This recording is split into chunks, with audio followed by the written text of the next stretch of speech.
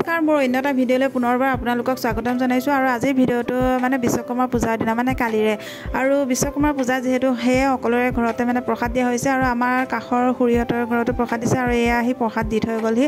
আৰু তেওঁলোকে প্ৰসাদ এটা বহুত সুন্দৰ পাত্ৰত দিছে মানে, আৰু সেইটো হৈছে এই পদুম ফুলৰ পাতত।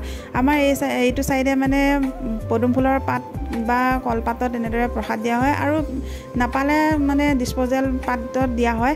আৰু যিহেতু আজিকালি ডিছপ'জেল বস্তুবিলাক ওলাই গৈছে, সেইটো কাৰণে মানে আজিকালি নতুন প্ৰজন্ম মানে সৰু সৰু ল'ৰা ছোৱালীবোৰে প্ৰায় এই বস্তুবোৰ চিনি নোপোৱা হৈ গৈছে। আৰু খুৰীহঁতে যেতিয়া প্ৰসাদ দি থৈ গ'ল, আৰু তাৰপিছত আমাৰ গোসাঁনীয়ে এটা মোক প্ৰশ্ন কৰিছে যে মা, আইতাহঁতে কচুপাতত কিয় মানে প্ৰসাদ দিলে?